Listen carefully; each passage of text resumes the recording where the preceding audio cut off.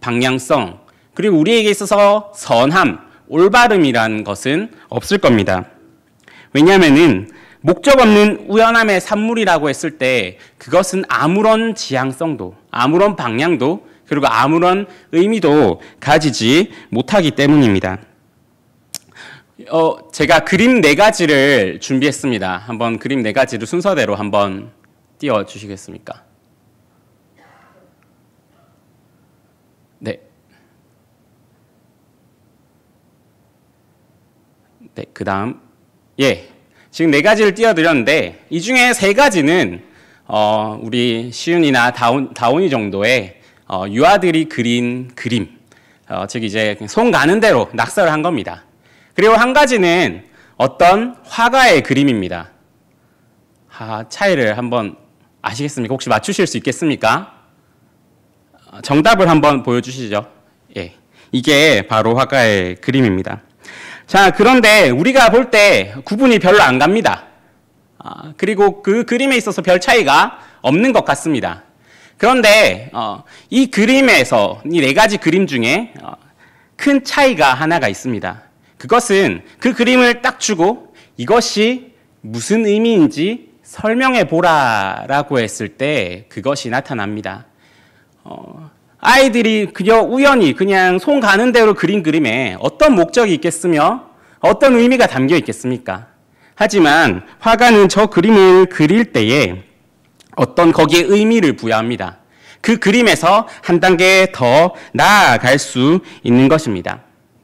우리도 마찬가지입니다. 우리가 하나님으로부터 창조되었다라는 것은 하나님이 그 선하신 그 뜻과 어떤 목적을 가지고 우리를 창조하셨다라는 것입니다. 그래서 우리가 창조된 존재다라는 것은 우리가 살아감에 있어서 우리가 반드시 해야 되는 목적과 의미와 방향성을 가지고 우리는 이 삶을 살아간다라는 것을 의미합니다. 만약에 우리가 우연 속에서 이까지 왔다라고 했을 때 우리에게 무엇이 선한 것인가? 혹은 무엇이 옳은 것인가? 인간의 삶의 목적은 무엇일까? 우리는 어떻게 사는 것이 좋은 삶일까라는 질문은 무의미해집니다. 하지만 우리는 경험적으로도 우리의 삶 속에서도 우리가 어떤 방향성과 목적이 우리 안에 있다라는 것을 압니다. 가장 먼저 우리의 양심이 그것을 이야기해 줍니다. 우리는 어떤 것들을 할 때 이것이 선한 것이다. 비록 세상적인 관점에서 그 양심을 따라 사는 것이 조금 손해보는 것 같지만 우리는 그 양심을 따라 살 때 우리의 만족감을 느낍니다. 그리고 우리 가운데 주고받는 그 사랑이 우리에게 있어서 목적이 있다라는 것을 보여줍니다. 비록 완전하지 않지만은 우리는 오고 가는 그 사랑 가운데서 우리의 어떤 부분들이 채워지고 있다라는 것을 경험하기 때문입니다. 그리고 이제 그리스도인들은 이것에서 더 나아갑니다. 우리는 성경을 통하여서 우리가 창조된 목적, 그리고 어떻게 살아가는 것이 우리가 의미 있게 지어진 목적대로 살아가는 것인가를 알게 됩니다. 그 목적성은 우리를 창조하신 하나님이 알려주십니다. 우리는 성경은 우리를 이야기할 때, 인간의 창조를 이야기할 때 항상 이야기하는 것이 있습니다. 그것은 하나님의 형상대로 혹은 하나님의 형상을 따라 창조했다라는 것입니다. 성경은 인간의 창조를 하나님의 형상과 관련지어서 이야기할 때 항상 전치사를 붙여서 이야기합니다. 그래서 우리는 하나님의 형상대로 혹은 하나님의 형상을 따라서 창조되었다라고 이야기합니다. 이러한 성경이 말해주는 것은 무엇이냐면은 우리가 어떻게 살아가야 되냐, 우리가 인간의 삶의 목적이 무엇이냐라고 질문했을 때 우리의 삶의 목적은 하나님의 형상을 따라 사는 거다. 혹은 하나님의 형상대로 살아가는 것이 우리의 삶의 목적이다라고 이야기할 수 있다라는 것입니다. 우리가 이렇게 창조된 존재, 하나님의 형상을 따라 창조된 존재라는 사실을 안과 동시에 우리에게 생기는 것은 그럼 우리의 정체성, 즉 인간은 누구인가, 인간은 무엇인가라는 질문에 대한 답이 나온다라는 것입니다. 그것 또한 하나님의 형상을 따라라는 것에 있습니다. 오늘 본문 10절에서도 이렇게 이야기합니다. 새 사람을 입었으니 이는 자기를 창조하신 이의 형상을 따라 지시기까지 새롭게 하심을 입은 자니라. 그리고 창세기 1장 27절에서도 사람의 창조에 대하여 이렇게 말씀합니다.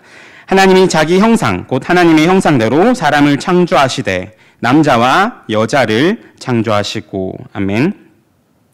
우리의 정체성은, 즉 인간이 누구인가, 인간은 무엇을 위해서 살아가는가 라고 하는 것에 대한 질문은 하나님의 형상을 따라, 곧 하나님의 형상대로 살아가야 하는 존재이다라는 것에 있습니다. 그렇다면 우리의 인생의 목적과 의미가 하나님의 형상을 따라가는 것, 곧 하나님의 형상을 닮아가는 것에 있다라고 한다면 그럼 우리가 닮아가야 할 그 하나님의 형상이 무엇입니까? 그것은 성경에서 또한 이야기해 주고 있습니다. 고린도후서 4장 4절은 이렇게 말씀합니다. 그 중에 이 세상에 신이 믿지 아니한 자들의 마음을 혼미하게 하여 그리스도의 영광의 복음의 광채가 비치지 못하게 함이니 그리스도는 하나님의 형상이라. 골로새서 1장 15절에도 이렇게 말씀합니다. 그는 보이지 아니하는 하나님의 형상이시요 모든 피조물보다 먼저 나신 이시니. 아멘. 성경은 그리스도를 하나님의 형상이다라고 이야기합니다. 그렇다면 우리가 이때까지 쭉 한번 봐왔던 대로 우리가 창조된 목적, 그리고 우리가 살아가는 그 목적성이 하나님의 형상을 따라가는 것, 하나님의 형상대로 사는 것, 즉 하나님의 형상을 닮아가는 것에 있다면은 성경을 따라서 우리가 생각해 볼 수 있는 것은 우리가 왜 살아가는가, 인간의 창조의 목적은 무엇인가 라고 했을 때에 우리는 그리스도를 따라 사는 것이다, 그리스도를 닮아가는 것이다, 그리스도를 본받는 것이다 라고 이야기할 수 있습니다. 그리스도를 본받는다라는 것은 먼저 그리스도를 우리의 구원자로 모시고 그리고 성령으로 말미암아 그리스도와 연합되는 것, 그리하여서 자기 부인과 십자가를 지는 삶으로 나아가서 우리 삶을 그리스도와 연합되는 삶으로, 그가 내 안에, 내가 그 안에 거하는 삶으로 나아가게 하는 것, 그것을 이야기합니다. 그렇게 할 때 우리는 지식과 의로움과 거룩함에서 하나님의 형상을 지닌 자로서의 모습을 회복하면서 이 땅에서 살아갈 수 있습니다. 비록 우리의 타락으로 인하여서 지금 우리의 현재의 모습과 본성, 이것을 보고 바로 하나님의 형상을 떠올릴 수는 없습니다. 하지만 이 타락된 인간을 위하여서 예수님이 이 땅에 오시고 그리고 십자가의 사건으로 우리를 구속하여 주시고 그리고 친히 우리에게 알려주시고 우리를 이끌어 주심으로써 우리는 하나님의 형상을 회복할 수 있게 됩니다. 특별히 그리스도인의 구원의 사역으로서 이러한 은혜를 받은 우리를 새 사람을 입은 자다라고 이야기를 합니다. 우리는 그 새 사람을 입고 그 정체성을 회복하고 그리스도를 따라가야 합니다. 오늘 본문은 그리스도를 그렇게 해서 따르기로 한 그 사람들이 해야 되는 실천사항 3가지를 이야기해 주고 있습니다. 첫 번째는 위의 것을 생각하고 땅의 것을 생각하지 말라라는 것입니다. 하나님의 형상을 따르는 자로서 우리는 누구인가? 라는 질문에 우리는 천국 백성이다 라고 대답할 수 있어야 합니다. 우리의 본향은 저기 하늘에 있기 때문입니다. 우리는 여전히 이 땅에서 살아갑니다. 하지만 우리의 시선은 항상 저 하늘을 향해 있어야 합니다. 그리스도인을 비유할 때 흔히 항해하는 배에 비유하기도 합니다. 그리스도인이라는 배가 세상이라는 바다 속에서 천국이라는 목적지를 향해서 항해한다라고 말합니다. 비록 세상이라는 바다와 함께 있는 것처럼 보이지만 그 속에서 구별되어서 천국이라는 목적지를 향해서 계속 세상을 헤치면서 천국을 향해 나아가는 그것이 바로 그리스도인이라는 이야기입니다. 그러므로 그리스도인들은 구별되어야 합니다. 배는 바다 위에 떠 있습니다. 결코 바다와 합쳐지지 않습니다. 그것이 우리가 천국 소망을 가지고 이 세상 속에서 구별되어 있다라는 것을 보여줍니다. 따라서 우리의 관심은 세상 사람들의 관심과는 조금 달라야 합니다. 우리의 전체적인 삶이 주님이 다스리시는 하나님, 하늘나라에 속해 있어야 하고, 우리의 기뻐함과 우리의 슬퍼함과 우리의 모든 행동의 원인이 우리가 구속의 은혜를 받아서 새 사람이 됐다는 것, 거기에서부터 우리의 모든 행동과 생각이 출발해야 합니다. 그래야 해서 우리가 어떤 선택을, 이 세상에 살아가면서 어떤 선택을 할 때에 이 선택을 한 이유 중에 반드시 내가 그리스도인이기 때문에 난 이것을 한다라는 것이 우리에게 있어야 합니다. 우리가 그리스도와 함께 죽고 일으키심을 받은 자로서 이 정체성에 따라서 이제 이 세상에서 기쁨을 찾지 않고 저 천국에서 기쁨을 찾는 것, 그리고 우리의 소망을 저 천국에 두고 살아가는 것, 이것에서 기쁨을 찾아가는 것, 이것으로서 우리는 우리의 본향, 우리의 시민권은 저 천국에 있다라고 이야기할 수 있는 것입니다. 위의 것을 생각한다라는 것은 우리가 소망을 가지고 살아가는 것을 이야기합니다. 소망이라는 것은 미래에 약속된 것을 소망함으로써 그 소망이 가진 힘을 현재로 가지고 와서 우리로 하여금 그 현재를 살아가게 합니다. 누군가 미래에 대한 걱정 때문에 자기가 버는 소득의 절반을 저축하면서 살아간다라고 생각해 봅시다. 그런데 드라마처럼 예를 들면은 이재용이 찾아와가지고 어쩌고 저쩌고 해가지고 내가 너에게 미래의 막대한 유산을 약속할게 라고 하고, 은행에서도 이게 보증됐다, 몇 년 후에 이 재산은 너에게 갈 것이다 라고 했다라고 합시다.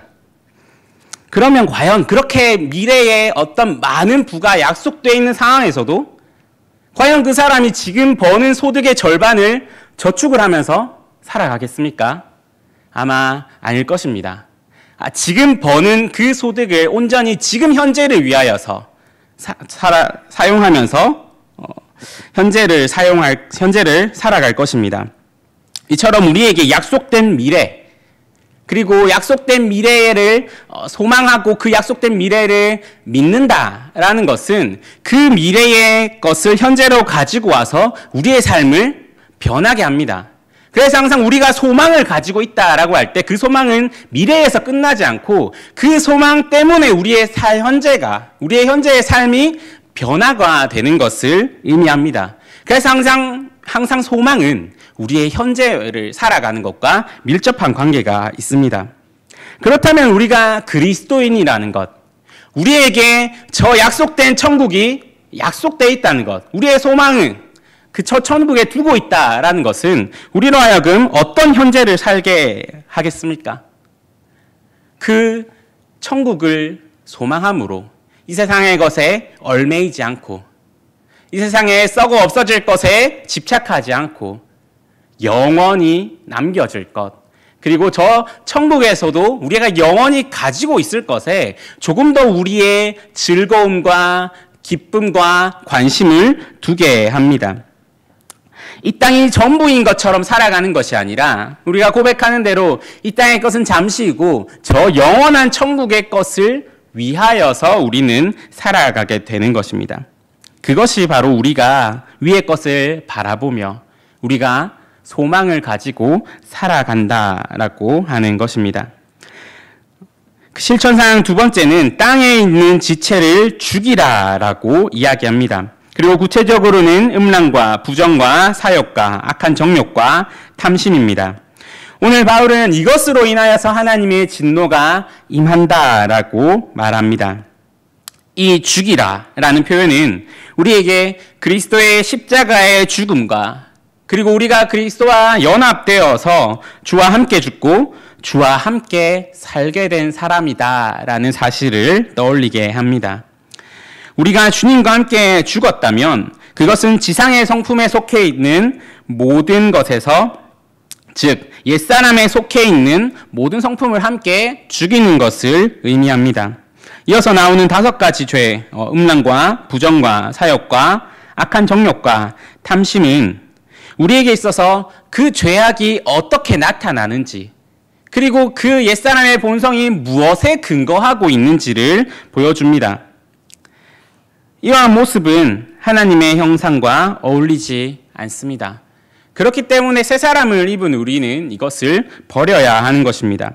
거룩하신 하나님은 절대 그 거룩하신 하나님과 걸맞지 않는 모든 죄들을 함께 잊지 않으십니다. 그리고 그 죄와 하나님의 거룩이 함께 있는 것을 그냥 두고 보시지 않습니다. 항상 그 거룩하신 하나님의 임재하는 그곳에는 죄는 없어져야 한다라고 하나님은 말씀해 주십니다. 때문에 하나님의 형상인 그리스도를 따르는 것에는 항상 그 죄악된 본성을 버리는 것, 즉 자기를 부인하는 것과 십자가를 지고 그리스도를 따르는 것이 포함됩니다. 성령 하나님은 우리로 하여금 그리스도와 합하여서 그 고난과 죽음, 그리고 부활과 영화에 참여하게 만들어 주십니다. 그리고 그 성령을 따라서 우리가 그 삶을 살아가는 것의 가장 큰 특징은 우리의 삶이 그리스도를 따라서 형성되고 있다라고 하는 것입니다. 우리가 이전의 삶에서 새 사람을 입어서 우리가 이제 그리스도와 함께 죽고 함께 사는 그 삶으로 간다라고 할 때 우리에게 반드시 수반되어야 되는 것 한 가지가 있다라고 한다면은 그것은 바로 회심입니다. 우리는 반드시 돌이켜서 하나님께로 돌아가야 합니다. 우리가 만약에 새 사람을 입었다라고 이야기하면서도 아무것도 돌이키지 않고 옛사람을 그대로 가지고 있다면은 그것은 잘못된 것입니다. 기독교의 진리는 우리의 삶 전체를 그 진리 안으로 가지고 들어오게 합니다. 그리고 그 진리 안에서 우리의 옛사람을 십자가에 못 박아 버립니다. 하지만 현대에 어떤 지금 퍼져 있는 잘못된 기독교관은 우리의 삶 전체를 가지고 그 진리 안으로 들어오게 하는 것이 아니라 우리의 삶의 일부분으로서 기독교를 받아들이게 합니다. 아무것도 희생하지 않고 아무것도 돌이키지 않고 아무런 충돌도 없이 어떤 한 부분의 유익을 위하여서 기독교의 진리를 사용하게 합니다. 여전히 옛사람이 존재하고 있는 그곳에 주님을 모시고 주님 이곳에 오시옵소서라고 이야기합니다. 그리고 방을 나누어서 한쪽 구석으로 주님을 안내하고 한쪽 구석에는 나의 옛 본성을 그대로 놔둡니다. 만약 신자의 모습이 이렇다면은 어떻게 신자로서의 삶이 가능하겠습니까? 우리가 하나님의 형상으로서 삶을 살아가기 위해서는 반드시 우리의 옛사람을 죽이는 작업이 필요합니다. 그리스도를 따르는 것, 곧 자기를 부인하는 것과 십자가를 지고 가는 것은 우리의 평생에 걸쳐서 해야 되는 것입니다. 하지만 그 길이 우리가 마땅히 걸어가야 될 길이고 그 길이 하나님과 함께 걸어가는 길이기에 우리는 그 작업을 해나가는 과정 중에서도 우리는 기쁨과 평강을 누리며 살아갈 수 있습니다. 그 길을 걸어가는 우리에게 주님은 이렇게 말씀하십니다. 마태복음 11장 28절에서 30절입니다. 우리 함께 읽도록 하겠습니다. 시작. 수고하고 무거운 짐진 자들아 다 내게로 오라. 내가 너희를 쉬게 하리라. 나는 마음이 온유하고 겸손하니 나의 멍에를 메고 내게 배우라. 그리하면 너희 마음이 쉼을 얻으리니 이는 내 멍에는 쉽고 내 짐은 가벼움이라 하시니라. 아멘. 우리가 산에서 길을 가다가 발을 헛디뎌서 어떤 절벽에 매달렸다라고 생각해 봅시다. 그런데 그때 누가 외칩니다. 손을 놓으십시오. 손을 놓으면은 여러분을 구조할 모든 게 준비되어 있습니다. 손을 놓고 떨어지시면 됩니다. 라고 이야기를 합니다. 과연 그때 여러분들은 매달린 절벽에서 손을 놓으실 수 있겠습니까? 오늘 주님이 말씀하십니다. 지금 우리가 붙잡고 있는 것, 우리가 정말로 중요하다 생각하는 것, 이것이 없으면 세상을 살아갈 수 없다라고 생각하는 것, 그것을 놓아라. 그것을 놓고 나에게 와라 라고 말씀하십니다. 그때 우리가 해야 되는 것은 그 손을 놓는 것입니다. 오늘 주님은 똑같이 이렇게 말씀하십니다. 너희의 옛사람을 다 죽이고 나에게로 와라. 그리하면 너희가 기쁨과 평안을 얻을 것이다. 주님의 형상을 따르는 자의 세 번째 실천사항은 새 사람을 입어야 한다라는 것입니다. 이것은 하나님의 형상의 회복을 말합니다. 하나님의 형상을 따르는 자의 모습은 처음 아담의 범죄로 인하여서 타락하여서 왜곡되어 버렸습니다. 따라서 우리는 지성과 감성과 의지가 모두 타락하여서 더 이상 우리가 그것으로서 하나님의 형상을 따라서 살 수가 없게 되었습니다. 이러한 어둠 속에 있는 우리에게 예수 그리스도가 오셔서 그 구원의 사역으로 인하여서 그 형상을 회복시켜 주셨습니다. 우리의 삶의 목적이 그 그리스도를 따라 살아가는 것이라면은 우리는 먼저 타락함으로써 하나님을 스스로 알 수 없게 되었습니다. 그런데 우리는 이것을 회복하여서 하나님 예수 그리스도 안에서 하나님을 알게 됩니다. 그리고 우리는 감정도 타락하여서 하나님을 알고 사랑하는 것 혹은 하나님을 경외하는 것을 우리 스스로 할 수 없습니다. 하지만 그리스도 안에서 회복된 우리는 이제 하나님을 알고 경외하고 하나님께 감사하고 하나님을 사랑할 수가 있게 됩니다.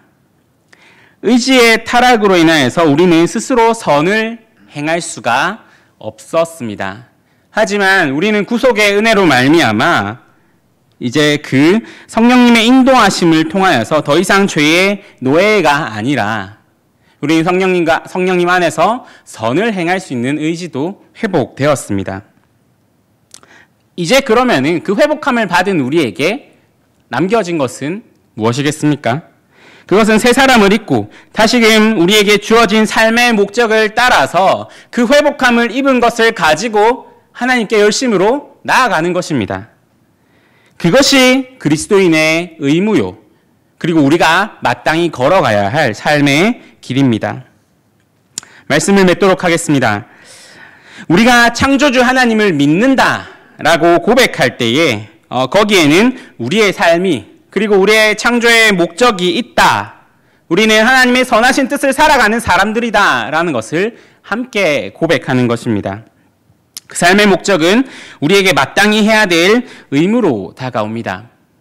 흔히 인생에서의 행복과 고통을 이야기할 때에 어떨 때 우리의 삶이 가장 고통스러운가라는 것을 생각해 보면은 우리에게 주어진 의무와 그리고 우리의 상황 혹은 본성이 반대될 때, 즉 학생으로 치면은 학교는 정말 가기 싫은데 나에게 학교를 가야 되는 의무가 있을 때, 혹은 직장인으로 친다면은 회사가 정말 가기 싫은데 회사를 가야만 할 때, 내가 정말 그것을 하기 싫어하는데 내가 그것을 해야만 할 때, 그때 사람들은 삶이 괴롭다라고 이야기를 합니다. 우리는 우리에게 주어진 의무와 본성이 일치될 때 우리의 삶에 기쁨을 느낍니다. 한번 생각해 보십시오. 우리에게 어떤 의무들이 있습니다. 모두가 각자 다른 의무들을 가지고 살아갈 것입니다. 그런데 그 의무가 나에게 하고 싶은 것이 될 때, 혹은 그 의무를 행함으로써 내가 기쁨을 누릴 때 우리의 삶이 즐겁지 않겠습니까? 만약 우리가 우리의 정체성인 하나님의 형상을 따르는 자다. 그리고 이것으로 인해서 우리는 살아간다.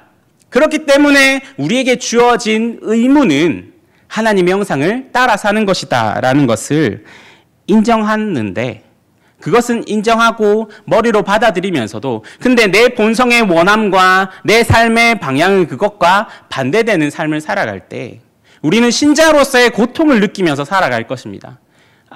신앙생활이 고통스럽고 우리에게 주어진 그 의무들이 우리에게 짐처럼 느껴질 것입니다. 하지만 그것이 아니라 우리가 바른 길을 알고 그 길을 가도록 노력한다면 그리고 예수 그리스도의 사랑을 힘입어서 내가 이 길을 걸어가는 것이 하나님을 닮아가는 것, 하나님을 본받는 그것이 나에게 정말로 은혜요.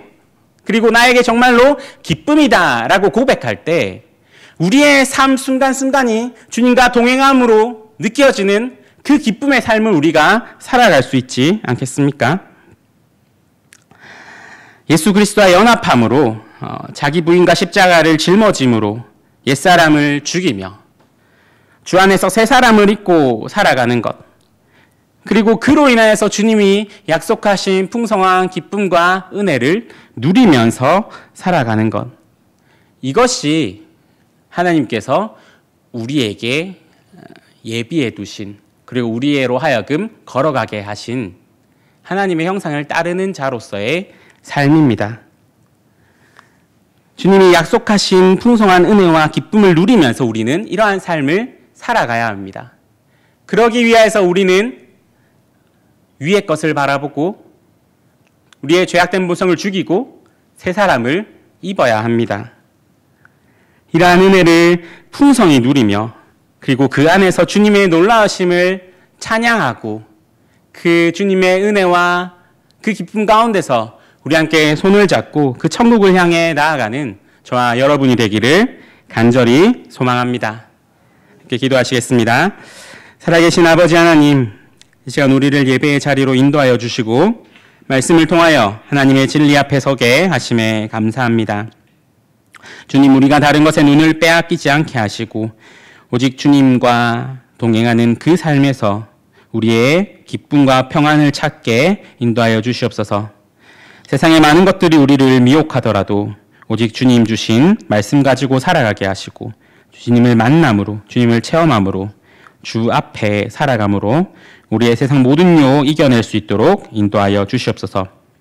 오직 우리가 그리스도를 따라 살아가는 자로서 주님의 뒤를 따라가게 하시고 닮아가게 인도하여 주시옵소서. 주님이 약한 세상 속에서 신실한 성도로 살아가길 원하오니 오직 주님 안에서 주님과 동행함으로 우리가 마땅히 걸어가야 할 성도의 길을 걷게 하여 주시옵소서. 오늘도 살아계시고 역사하시는 예수 그리스도의 이름으로 기도드립니다. 아멘.